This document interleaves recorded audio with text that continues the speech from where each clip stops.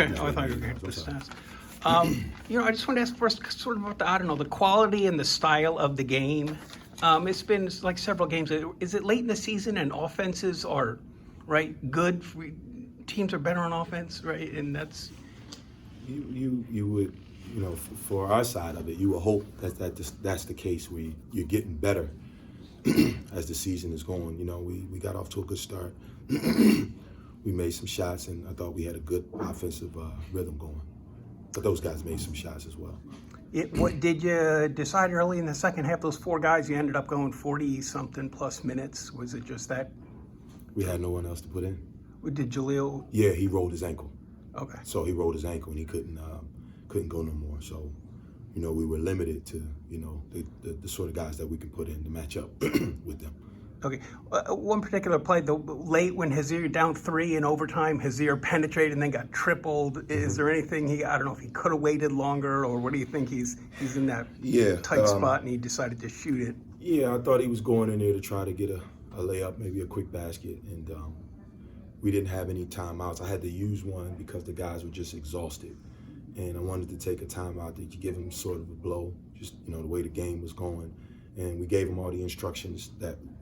If this is the situation, if that's the situation, here's what we want to do, here's how we want to do it. Got in there, they did a good job of just closing him off, and, he had to just kind of throw up something. It seems like a crazy little stat and everything that happened in this game, but it seemed like for one of the big differences was just like team rebounds, mm-hmm. balls that went out of bounds. Mm-hmm. Off you guys, Cincinnati had like 7 or 8, I think you guys had 1. Was that like 50-50s? Did you feel like that was just a slight difference that... No, it's just how the game was going. Both teams I thought did a good job of rebounding the ball and keeping the opponent from getting second chance opportunities. And so sometimes it's, that old saying, it's the way the ball bounces. I asked you a couple games ago at Memphis, could Hazier bottle what he did that day? It seems like now he's it's 4 games. Mm-hmm. He's bottled something. Mm-hmm. What do you think something clicked? Yeah, it's confidence and just experience with each game. As a true sophomore, he's always forget. As a true sophomore, he's gaining more experience as the games go along, and he's starting to be more comfortable with what we're doing out there. So, and it's starting to show. Could you do anything different in those overtime the matchups? I mean, it was Damian on one end, then Nick was checking Nolly, but.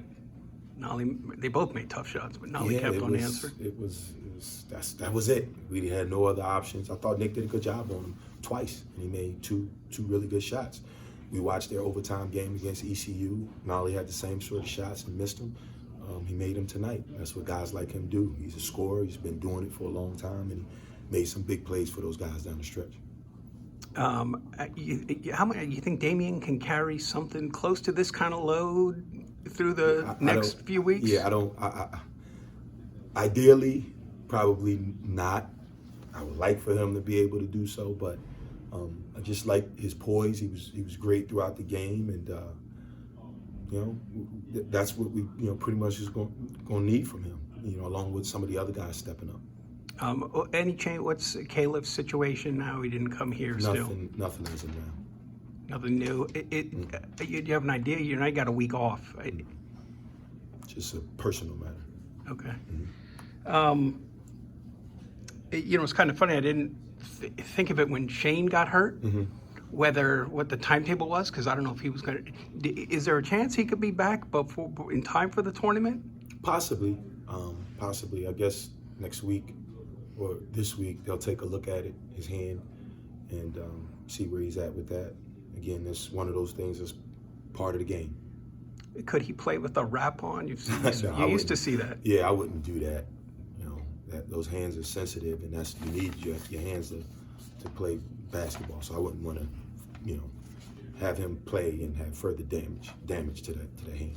Okay. Similarly, do you think Jaleel wasn't too bad of an ankle turn? He couldn't put weight on it, so that concerns me. So we'll evaluate him the next 24 hours and see where he's at. Hopefully it's not as serious as one may think. At this point, there's not much to talk about except the bye. When it comes to the tournament, it's like, everybody's fighting for that bye. How important is that bye? Well, it when gives it you a comes down chance to to be able to play 3 games as opposed to 4. I mean, that's really hard if you look at the statistics. Of trying to win out playing 4 games is not great. But if you can get that bye and position yourself in that sense, I think the numbers increase. Right. So do you right? Is that something you say to the team? It kind No, of makes next Thursday almost a must-win for the No, bye. we take one day, one game at a time. We don't want to skip ahead. We want to just make sure these guys are mentally and physically right, and we'll start preparing, and we'll worry about that next game because there's a lot of teams that's bunched up right there, and so we'll see what happens. It seems like the turnover problems now. It's 3 games in a row, or maybe they haven't been so bad. Right, which is it's a good thing. I mean, we had 15 assists, 8 turnovers, and what I said to those guys at the end of the game, it was just the timing of it. We didn't have as many turnovers. It was just the timing of those turnovers that hurt